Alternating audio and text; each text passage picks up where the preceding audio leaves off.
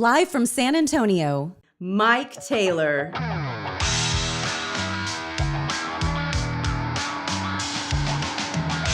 Well, Mike, you did not miss much. Welcome into Cowboys Overreact without Mike Taylor tonight. We're probably going to keep it a little quick one since it is a late Sunday night, and there's really not a whole lot to talk about after a disappointing game overall. A good fight back in the second half. But, I mean, again, you're obviously limited by your backup quarterback having to play. As I said, this is Overreact, Cowboys Overreact, presented by Pickleball Giant out there at 1604 in Bitters. Go see our buddy Robert. He'll get you hooked up. But we were just talking last week on the show about the celebrity pickleball tournament CBS is about to put on prime time regular television. So get in on pickleball now. I think actually Mike and I and the roommates might actually go out and play some pickleball next week too. Probably have to go back by Roberts and get another instructional lesson because it's been a while. But alas, let's dive into the game. Like I said, this one will probably be a quick one. We'll read a few of your comments and go over. I don't think there's a whole lot to really say about this game. I mean, sloppy first half. Worst half of football we've seen since Cooper Rush took over, in the last 5 games. But 4-2 with hopefully your starting quarterback finally coming back next week. All in all, not a terrible position to be in. But yeah, I mean, jump right into it. First note on the game. We might have said this before, but intercept cancer is not a good slogan. So intercept it so you can get possession of cancer. I liked it better when they just put Mike McCarthy in a sweatshirt that made him look like a sprinkled donut. Probably could have used some more time in the focus groups coming up with the slogan for this year's Cancer Awareness Month. But of course, I'm sure everybody loved to see Flotus at the game, although she bailed halfway through the second half. But alas, like I said, I mean, sloppy first half, penalties. The game, you could even say the game felt over when Dante Fowler jumped off sides on that initial, 4th and 4 inside the 10-yard line. Fowler jumps off sides. Exactly what Sirianni was hoping to do. I mean, you had to know they didn't have to run a play there. There was no reason to be antsy. That was exactly what they were looking for. I don't think they probably would have even snapped that ball. But alas, I mean, committing errors like that and giving the Eagles points in a game where, again, you're still playing with your backup quarterback, that was a bad sign to begin with, and a sign of this team's biggest issue. If you go back to last year, just thinking about the damn penalties and starting to rear their head at times. I mean, we could debate some of the non-calls or calls against the Cowboy. I mean, I think McCarthy was right to question a lot of the right tackle for the Eagles that looked like he was taking a half step back before this ball was snapped multiple times that never got called. The Kelvin Joseph block in the back or special teams penalty that McCarthy apparently spent a whole TV commercial timeout arguing with the ref. But and then you could also say, why the hell did they pick up the flag on Tony Pollard's block in the back? That looked pretty clear. Inconsistent game from both teams, from the officials. The only thing consistent in this game, and the only thing that's always consistent, a 8:30 local kickoff in Philadelphia is absolute must-watch television. No matter who the Eagles are playing, that crowd was awesome. Again, I think the Eagles did exactly what was expected of them, despite a bit of a third quarter collapse. I mean, hell, looking at my notes, there was the Cowboys had Cowboys had 4 first downs in the whole first half. They had 10 in the third quarter alone. And looking at, some of the actual breakdown of first half stats, Cowboys were basically a third of what the Eagles had in total yards and were right at 50-50 or half of the time of possession. I think they were at like 9 something and the Eagles had it for 18 and a half, damn near 20 minutes of the first half. So not a winning formula, again, when you're having to rely on your backup quarterback, but also looking at Lions and Bears and then the bye week. And so you're sitting here 4-2. Dak looks like, even if Dak's not back next week, and as bad as Cooper Rush was tonight, that's still a winnable game against the Lions next week if you do have to rely on Cooper for one more week, because it does seem like they are hell-bent on taking it as precautionary as possible, and Cooper has allowed them to take that more cautious approach with Dak's health and coming back. But 4-2, looking into the Lions and Bears coming in next week or next 2 weeks, I don't think there's a whole lot of fear of falling back to 500, even if you have to rely on Cooper Rush for another week or two. But also, I mean, look at the NFL is a weird league. I mean, I don't think you can chalk up any kind of win, no matter who's playing or no matter who's on your schedule. I mean, the fighting Dan Campbells will do just that. They will fight, but it's a late Sunday night here. It's a second place, well, now third place with what the Giants continue to do. Dallas Cowboys that, again, I keep going back to the opening night where we were sitting here wondering, what kind of shape this thing was going to be in when Dak was ready to come back. I mean, there were valid concerns that this could be a winless team by the time Dak was ready to come back, or at best, maybe 1-2 wins at best, and we're still, and furthermore, looking at the entire NFC, Cowboys are 4-2 with playing with their backup quarterback now, 5 starts, basically 5.5 games, and I don't think there's anyone in the NFC that has shown that they are, at this point at least, a great dominant team. Similar, we saw Kansas City and Buffalo put on a showcase today in the AFC. I don't think there's any team in the NFC that has shown any kind of separation from the group. So if you're thinking, again, 10 games from now, as we're looking at the last 2 games of the season, hopefully with a fully healthy Dak, I think this is an NFC that is there for the taking. I mean, I don't think there is anyone that scares the Cowboys if they have their starting quarterback.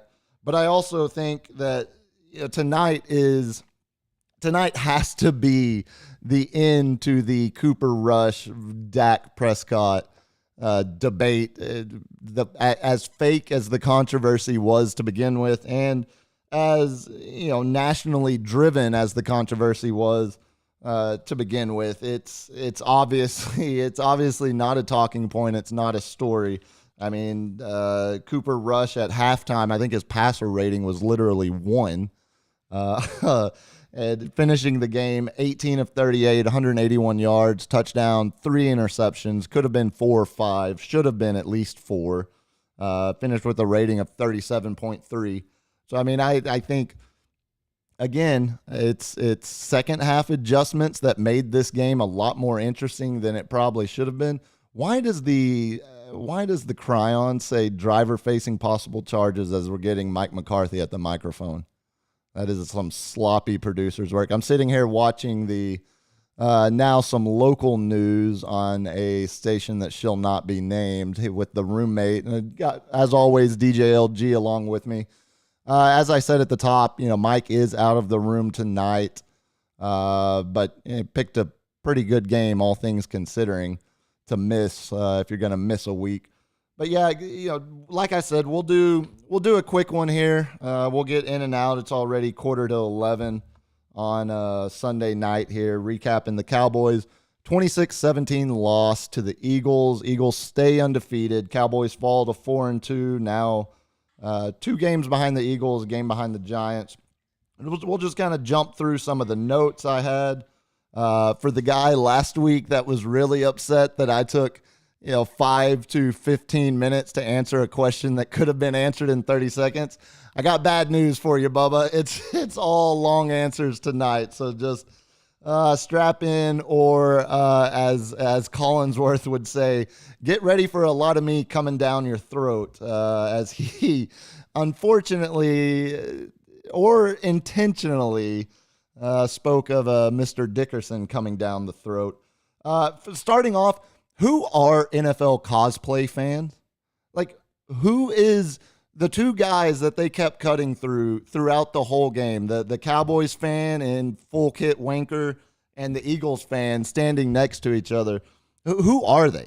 Like, what does that guy do on Monday through Friday? I understand the college football super fan. I understand the 26-year-old, 8-year college senior who's painting his whole body and throwing goalposts in the river. I've never understood it for the NFL, how a individual can become so committed to dressing up like that and then being that character for an entire game.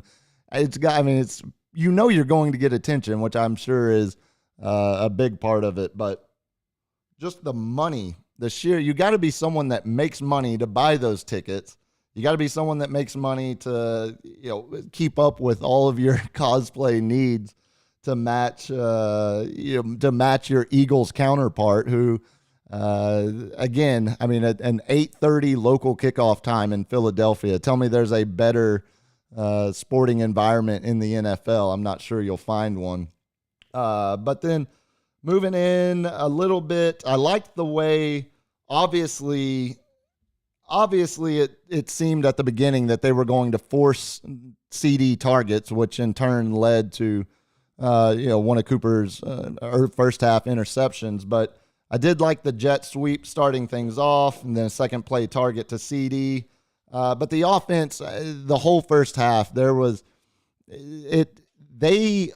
the Eagles knew exactly what the Cowboys were going to attempt to do, and as soon as that went sideways, Cooper Rush does not have the ability to carry an offense in the same way that Dak does. And as soon as that game plan, you get behind, again, I go back to the Dante Fowler offsides penalty. You give up a touchdown where you should have held them for a field goal. Then you 3 and out, and you turn around. Eagles drive for another touchdown. All of a sudden, you're looking at a 14-0 hole in the first half with your first quarter, with your backup quarterback putting a lot of that weight on his shoulders to immediately throw out a week's worth of game plan and try to put some points on the board as fast as possible. And I thought you saw a lot of the limitations of Cooper Rush, obviously, as everybody did. Not that strong of an opinion. But the Eagles, the one thing you can say about this Cowboys team, and after the disappointment of the first half, adjustments on both sides of the ball. Oh, get that out of here. Come on now. Come on. Why do you have an Eagles hat? Why not? Because it's like everything you're wearing an Oakland A's hat. First of all, that drives me insane. And now you just randomly disappear into a room and pull a Philadelphia Eagles hat. Like I know, Schoening. I know Carl's a massive Eagles fan, but what are you doing with an Eagles hat? They're kind of my team. Oh God! I've sat here and watched the whole game with him, and just now realized that they are kind of your team. Talking about getting back into just some of the random observations. What the fuck is La Brea or LA Brea? What is happening in that show? Why are there wolves chasing the people? Why are the people stranded? Is it like, why is there a city bus turned upside down? Why is the grass all grown up? I have so many questions. Why is the promo of the brand identity of what they show on the promo just a giant crater or a hole. I have no whatever's going on with that show. It can't possibly be worse than as bad as Quantum Leap looks. We had Awful.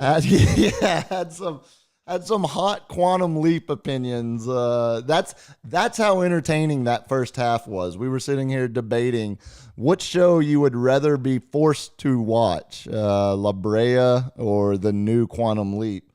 Which also led me back to I would have rather watched the old episode of Maury where the woman is scared of pickles and he makes her hold a jar of pickles. Like, I would have rather watched that than the first half of that game. It was so bad. Quickly, again, we'll jump through a few more observations before we turn to some comments. Okay, I got my La Brea take out there. That was the main one I was really wanting to get on the record. Of course, like I referenced, Dante Fowler jumps offside to end the first quarter, a penalty that absolutely was pure strategy by Sirianni, getting exactly what he wanted to happen. I don't think they would have gone for it on fourth there. Maybe they would have, but I think that was purely a ploy to try to get the penalty. It worked. First play of the second quarter turns out to be an Eagles touchdown run. So immediately you're getting giving up 4 more points than you should have, and a defense that has only given up a touchdown a game since all season, actually. This is the first time it hasn't happened. First time they've given up more than a touchdown. So right there, start of the second quarter, you're giving up the one touchdown that you had been averaging, and as we know, that would not be the last one. Speaking of the Eagles offense, though, it was clear to me they had an excellent game plan in the first half before DQ made any adjustments. Hat still backwards on DQ, as always.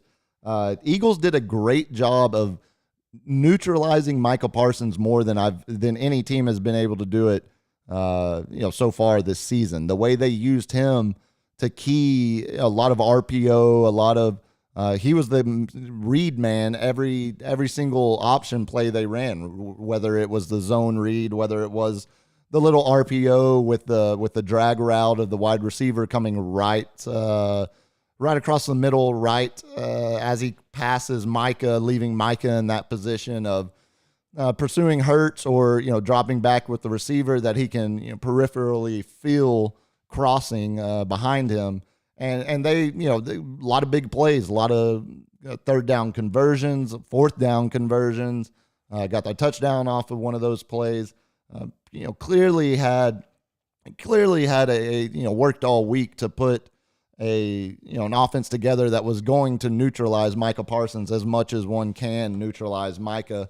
And I think you saw a lot of frustration from the defense as well. I mean, obviously, in the second half we had the Trayvon Diggs penalty, which really interestingly could have come back to have been a benefit if the Cowboys, miraculously win that game. But I don't understand the temptation to go for 2 there when you can accept the Diggs penalty, move the ball to the 1 yard line, like the Eagles did.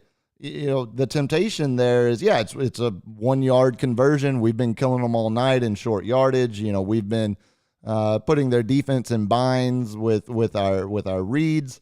We feel confident we're going to get it. But what is thinking about it more, what is the overall benefit of having an 11-point lead versus a 10-point lead? Because you're still, it's 2-possession game.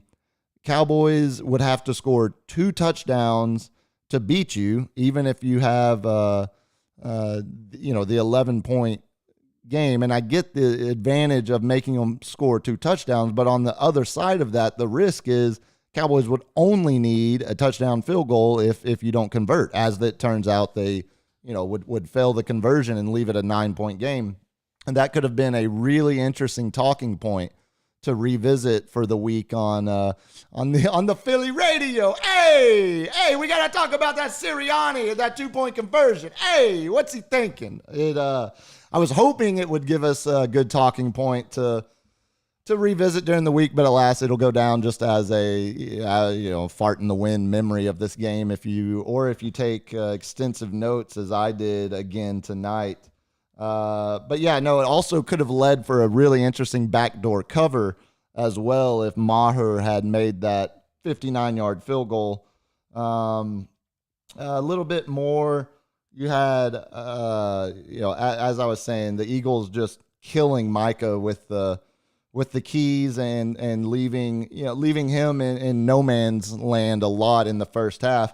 But to again, DQ's credit, you didn't see nearly as much of that succeed for the Eagles in the second half. You had a very very different set of not even defensive pressure. It was more of where he chose to bring the pressure from, and as well Lane Staley obviously leaving the game there with the concussion changed a lot of what DQ could do as well. I mean, loading up on that poor backup tackle and just sending all the pressure through him. I mean, he had stood no chance, and it did. And also Eagles losing with some of their own. Both sides of the ball getting struck by the injury. Oh man, I got small as hell there. Losing the safety, but obviously coming back in to make the interception to seal the win at the end. But it's again looking back at the halftime adjustments and making this game far more interesting than it should have been. You're still doing everything you can with a backup quarterback. That just hamstrings you, and for the love of God, let this be the last week. We can all debate how good Dak is, debate how bad Dak is, debate where his ranking is, but just that conversation doesn't involve Cooper Rush whatsoever, ever again. Another thing, Collinsworth talking about some of the stuff he pointed out. A lot of love for Cibelo's own Terrence Steele, really, really taking control, holding that right tackle, right side of the line, looking really good in run block. I think I saw in the intros, PFF had him as the 9th rated tackle, 9 out of 34. So I mean, really a massive bright spot and a guy who continues to unfortunately fortunately as a fan, but unfortunately as a not a fan of Jerry. Unfortunately, it's proving him and the brain trust correct in their thinking that Terrence Steele did not need anybody to push him for that job, did not need any kind of threat to that position. If you remember, I mean, their faith in Terrence Steele is the reason Tyler Smith spent all of training camp at left guard instead of even playing his natural tackle position. They didn't even flirt with moving Tyler Smith to right tackle before the Tyron Smith injury because they believed in Terrence Steele so much.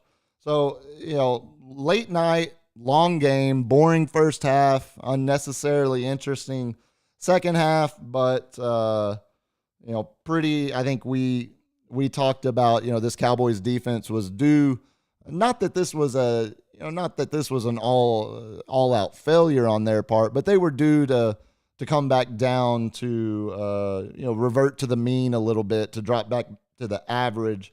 And I think we did finally see some of that tonight. Lastly, thoughts, Zeke looked great. Zeke looked like he had some pop. Thought once they were able to establish a bit of the run game, get some rhythm, it felt like every throw Cooper Rush made in the second half went to a tight end. Speaking of, you saw a little bit of flash from Jake Ferguson, which is nice to see. Zeke, 13 rushes, 81 yards, little 6.2 average. Got that nice touchdown. Excuse me. Got the nice touchdown. Pollard only 11 carries for 44. Still, when you're down, 20 points before you have any on the board, it's hard to establish a run game.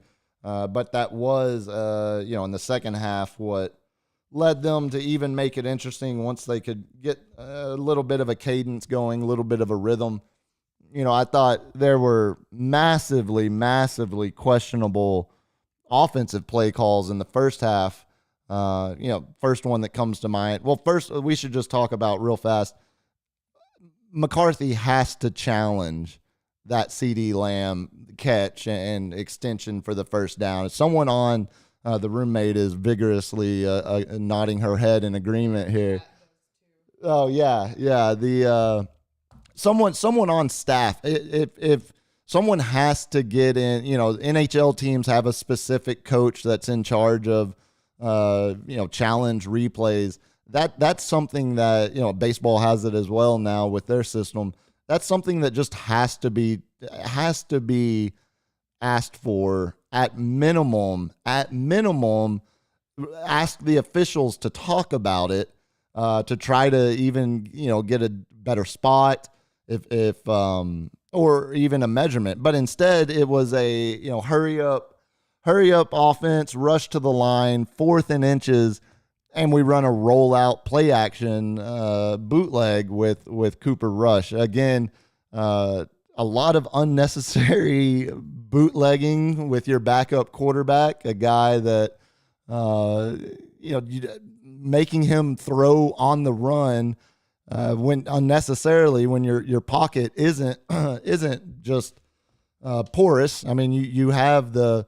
It's not like the Eagles were living in the Cowboys' backfield. It felt like the rollouts were obviously a point of emphasis throughout the game plan, throughout the game planning, all week. And yeah, just didn't. I mean, 4th and inches, even if you're going. First of all, I don't understand the rush to the line. I mean, you're trying to, if you're rushing to the line on 4th and inches.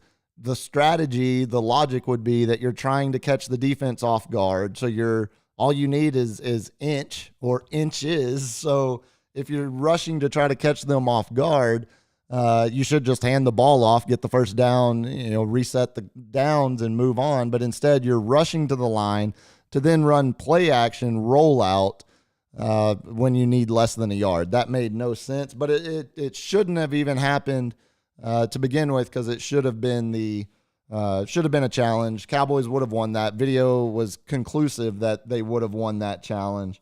A couple more things. The unsportsmanlike penalty on Micah, unless he must have he had to have said something that the referee heard that had a magic word, because even the tight end, I think it was Goddard, that Micah was chirping with, as soon as Micah said whatever he said, the tight end turned to the ref like he was expecting a call just based on that.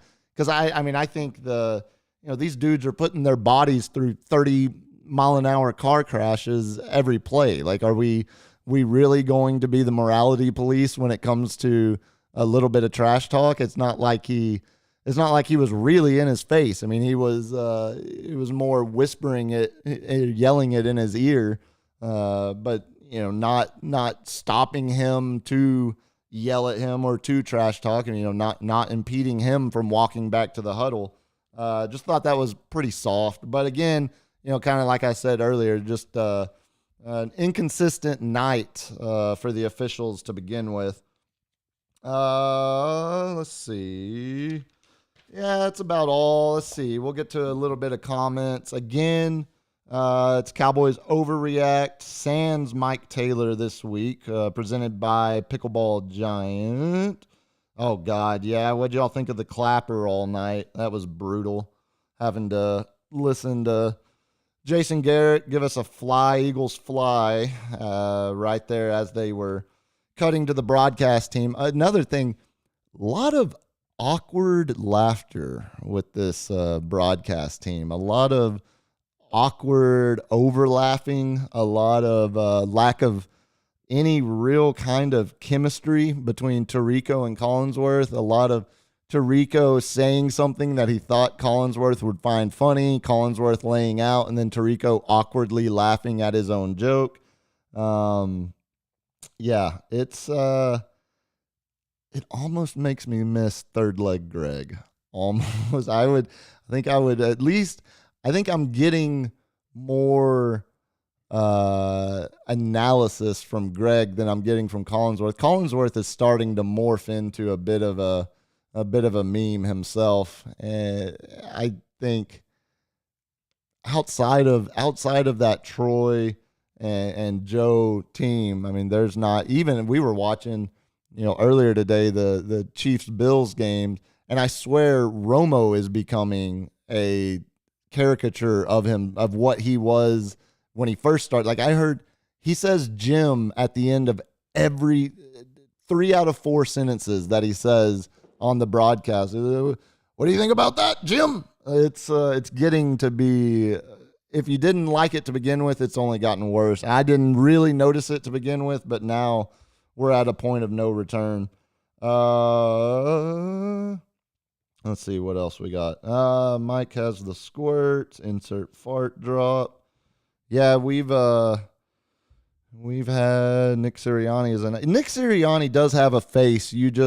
That just screams the guy who is 28 and still in the frat and living at the frat house. He has extremely strong Northeastern Tool vibe, no question.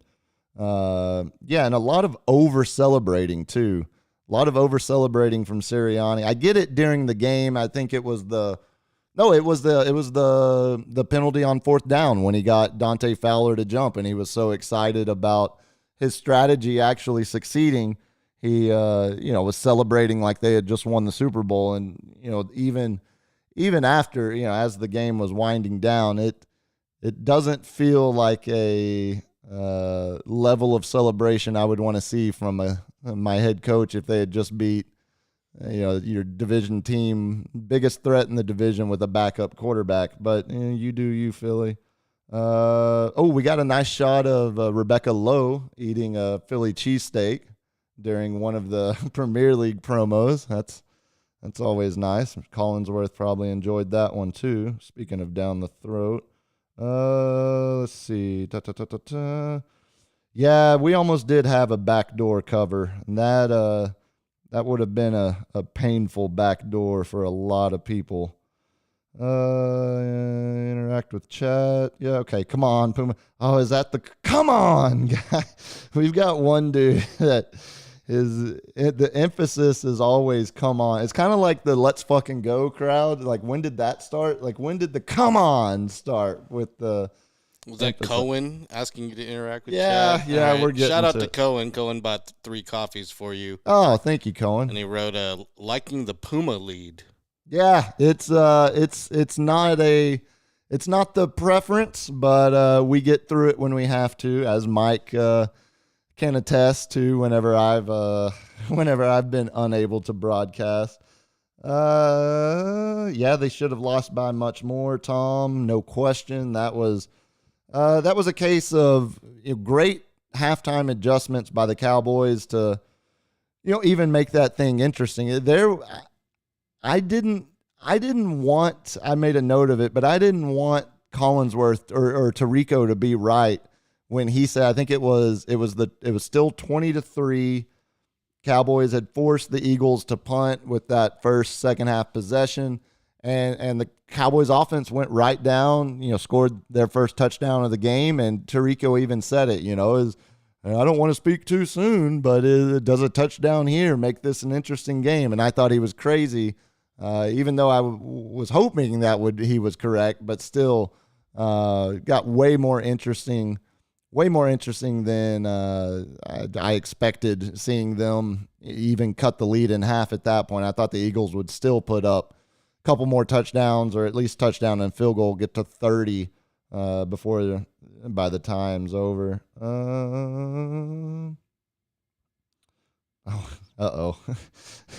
I always love to see we're only in week 6, dude. Chill. Like, no matter what the context of the comment is, yeah, it's the NFL. It's week 6. Broncos were 3-1, 4-1 last year with Drew Lock to start. Brady was 6-6 his first 12 games in Tampa Bay. We know they obviously went on to win that first Super Bowl. or that Super Bowl the first year he was there. Yeah, I mean, 4-2. It's week 6 of the NFL. You're looking at 2 winnable games, Lions and Bears, and then get to a bye week.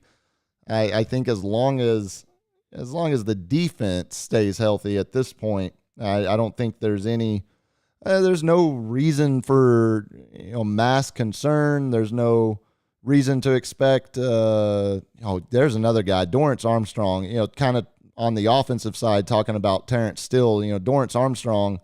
That sack in the first half, I believe, took him to 5 on the season now. So, I mean, I got another guy that the Joneses told us, no, trust us. We know what we're doing. This guy's going to, and as we learned, DQ also apparently loved Dorrance and was a big reason they signed him to that 2-year extension. Still didn't expect it to be as impactful of an extension as it's turned out to be, because he has done a great job filling up for some of that, loss in pressure that Randy Gregory provided last year. Looking back at some of these highlights, this was just a sloppy game. I mean, all around. The Eagles didn't look great after halftime. Really, only one drive in the second half. The drive where it would started with 14:39 left in the fourth quarter and went 7.5 minutes and killed off half the fourth, where they got the touchdown that put them up to 26 and really sealed it. But yeah, sloppy. Oh, well, thank you. I love having more Puma in my life. I love giving it to you. Let's see. Any UTSA comments? Well, yeah, UTSA, Tariq Woolen, I saw get the game-sealing interception. Another interception for him puts him up to 4 or 5 this year. Got the interception when Seahawks beat the Cardinals. Let's see. Yeah, Johnny, Zeke did actually look good tonight. I think Zeke is having, I said this on the radio show earlier. I mean, there's no defense. There are two, kind of like we can debate Dak, but it's a separate conversation of including Cooper Rush. We can talk about Zeke's contract and the absolute decisions that need to be made in the offseason. We can talk about, the fact that it never should have been given out in the first place. We can talk about the fact that it's going to be the last one of its kind given out for a long time in this league, I would expect. But Zeke is having a sneaky productive season. I mean, the balance of him and Pollard, the different things they offer to the run game, the ability of Zeke to protect, Cooper Rush in the pocket and blitz pickup and allow for, a dozen targets to go to a tight end, like we saw tonight from Cooper Rush. I mean, I think, does all of that amount to the money that Zeke is making in terms of value? Absolutely not. But Zeke is not the problem with that scenario. The problem is the people that gave him the contract. Zeke is just fine as a platoon back at this point, which is what he is. But the Cowboys still paid him like an all-time running back. And it's on him for taking it. It's on him for holding out and demanding it, but it's also on the Cowboys for giving it to him. And it's a conversation that needs to be had in the offseason, not in week 6, because he is still right there. The Zeke Pollard combination is going to be relied upon throughout the course of this year. And what was it? 13 carries for Zeke tonight, Pollard 11. But a lot of that because they got so far behind in the first half. You can't get the run game going. Let's see. Yeah, Mike is out. Well, speaking of the Cowboys, I mean, last year after we talked about this a little bit too, after the Dak injury last year, Cooper Rush comes in, starts the game, gets the win, and then Dak comes back, and we see that Cowboys team go 6-5, I think it was, over the rest of the season. including the playoff loss. Oh, the great Jeremy Pena. Including the playoff loss to San Francisco. So, I mean, getting Dak back does not immediately, I mean, of course, we've been sitting here debating or listening to people try to tell us that there's a debate between Cooper Rush and Dak. So, of course, it's not a stretch to understand that when Dak comes back, it's not like this thing just takes off. But it's got to be more productive than what Cooper Rush can offer just based on his limitations. But yeah, so Dak came back last year and they only went 6-5 and went out with a whisper in the playoffs. Let's see. Getting back, I mean, talking about like how good is that Eagles team? I know undefeated, but do you get any feeling? What do they do great? I mean, the defense is solid. But, they run the ball extremely well. I guess that would be the one thing I would say as a unit is great for them. I mean, Hurts is okay, now comes the debate of Dak versus Hurts. I'm sure that's taking place in a lot of living rooms tonight as people watch this game play out. I think Hurts is performing as a far better pro quarterback than most people expected, but I still think there are absolute limitations in his game that will limit their overall potential when it comes to playoff time and real strong focused game planning through week to week in the playoffs. I mean, I don't think I just don't think there is one team right now that is looking like they're going to run away from everybody else in the NFC. And the Cowboys, again, 4-2, got there with a backup quarterback.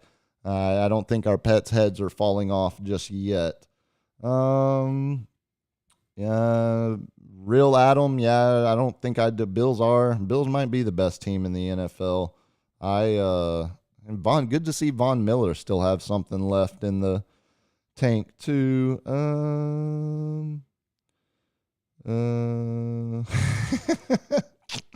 At least Philly is a real legit city, not crybaby pussies like Dallas. Okay, Tom, I like it. Yeah. Philly. How Dallas is bigger. Okay. Well, I guess DFW is bigger, not Dallas. I did see that reminded me of talking about Philly being a real city. I had a note about Collinsworth. Oh, man. Who did he call? He called somebody a real... There it is. Oh, it was...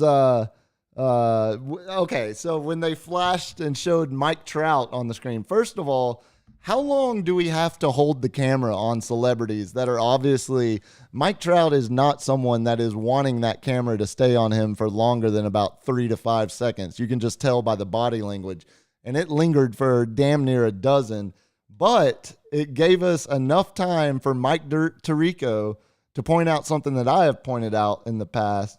There's a difference between fans and real fans. And as Tirico said, Mike Trout is a real Eagles fan. I thought Mike would appreciate hearing Tirico describe what a real fan is, like Mike Trout. Okay, let's get to a few more of these before we get out of here. Again, Cowboys lose 17-26 to the Eagles here on Cowboys Overreact without Mike Taylor this week, presented by Pickleball Giant. Typical Cowboys fan response. Yeah, Cowboys fans are absolutely as predictable as any. Yeah, I don't, again, let's see, Mr. Seabad, can't wait to see the Eagles crash late at the end of the season. I don't think it's going to be a crash. I think it's just going to be a leveling out. As long as they can run the ball like that, they can control games, control clock. George Cabrera, I couldn't agree with you more. Need Mark Jones and RG3 on broadcast. Just throw them on Peacock or whatever the NBC app is. Oh, also heard that basically Tirico telling Collinsworth that's the oh heck play instead of the oh shit play where Ferguson or maybe it was Hendershot, but one of the tight ends snuck across the middle of the field and was able to release out up opposite seam. And yeah, you got a little, again, more of the forced awkward laughter between Tirico and Collinsworth. He was, if we're calling this game on the Peacock app, you could say what it's really called. A lot of, and again, Collinsworth completely laying out on him and not reacting. Oh, is La Brea a tar pit? Okay. And it's L.A. Brea Tar Pits. Yeah. Yeah, that makes sense now. So what, did they like fall in a tar pit or something? Yeah, I mean, okay, so we have part of the mystery solved, but yeah, how did the tar pits become like The wolves came out of the tar pits. Interdimensional warp zones for prehistoric wolves? More questions than answers. Let's see. Of course, Dak is fragile. He's getting more and more fragile. I mean, he had his leg snapped in half. Now we're starting to see some of the fragility that you're describing. But before literally his ankle got turned around, there wasn't an injury history. There wasn't nagging injuries. KT, hey, I don't think I need to go visit the La Brea Tar Pit. So it's the L.A. Brea. So is the show called L.A.? Yeah, I think so. That's a okay. Man, Tom's taking punches from everybody tonight. What's your deal, Tom? What are you doing? Who's he pissing off? Yeah, Cowboys do need to be smart. Pedro, stupid penalties, back-breaking, demoralizing. Yeah, I mean, that's, again, biggest concern going into the offseason was penalties and McCarthy. Again, I'm also one that doesn't, I don't understand how you put the penalties or pin the blame for the penalties on the coaching staff. I get there's some level of blame that should go to the coaches on certain penalties, but a guy that, like a false start, how is a coach supposed to coach that out of the team or out of a guy, out of an individual? I mean,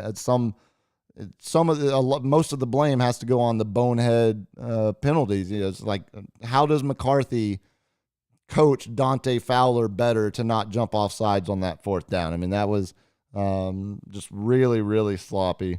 Philly's having a hell of a sports week. Had the Phillies, led by Castellanos. Okay. Tom's still taking shots. Tom for Cowboys. He's got some hot coach. Sports opinions in there. What? Yeah. So it is the La Brea Tar Pits in Los Angeles. La Brea Tar Pits. If you were wondering. I have it's now consumed way too much of my brain than I wished it ever had, but Daniel Lincoln, everybody needs to stop smoking. 15-2. Yeah. Hey, I mean, what 10-7? I think that's what I got pinned with in our predictions. 10-7, 4-2 now. I still feel pretty confident they get to 10 wins.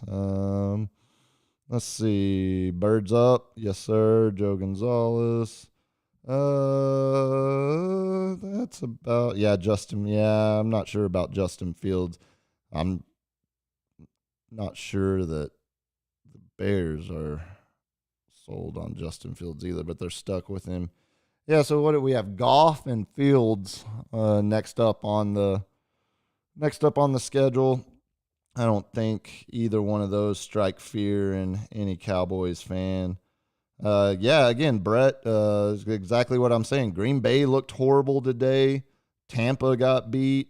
I mean, I don't think anybody in the NFC is putting up much of a separation or stating much of a case as the obviously Philly with still last undefeated team and winning a big divisional matchup, albeit against a backup quarterback. But I mean, again, Eagles have separated themselves by record from everybody else, but I'm not sure in terms of confidence how much they've separated themselves in terms of viewing them as the top contender to represent the NFC in the Super Bowl. Well, yep, Brett's still giving Rush better than Dak. I thought we could get away from it. Yeah, missing Dalton Schultz hurts. Not missing the Dalton Schultz of what we've seen this year, but last year's Dalton Schultz. Missed those Jason Witten taught 7-yard outs. Nice security blanket. Let's see. We have any other super chats or anything, LG? Negative. Perfect. I think, golly, let's see. Yeah, Cowboys have sucked since 95. I mean, golly, Tom. I'm just now seeing. Oh, man, Tom. You really taking a lot of your time to put down the city of Dallas and the Cowboys. Again, I think I have my answer. Oh, now freedom of speech. Golly. Oh, Tom. I'm sure you call him Brandon as well. All right, I think we're about done then. Cowboys lose. Eagles 26, Cowboys 17. This has been Overreact without Mike Taylor, brought to you by our good friend Robert over at Pickleball Giant. Go out there. 1604 in Bitters. Super, super cool store. Got a whole setup. Got a actual practice facility. Robert's such a nice dude. He'll take some time to even teach you the sport, give you a quick little walkthrough, let you try some equipment before you buy it, see what fits best for you. I'm telling you, about 10 seconds of playing it, and I was addicted. It is extremely fun. It's extremely lazy. Oh, yeah, look. That is a athletic specimen. Oh, man. I forgot we had this footage, to be honest, LG. Eat. Yeah, as the great Fat Boy Slim said, eat, sleep, pickleball, repeat. All right, that'll do it. Next week, Cowboys, Lions. Was that an afternoon game, I think? We have a time. We got a noon game. Oh, God. Another noon game. I hate the noon window. All right, well, we'll be live next Sunday at about 5 minutes after kickoff, probably about 3:30, 3:45. Till then, everybody be safe. Have a good night. We'll see you on the radio.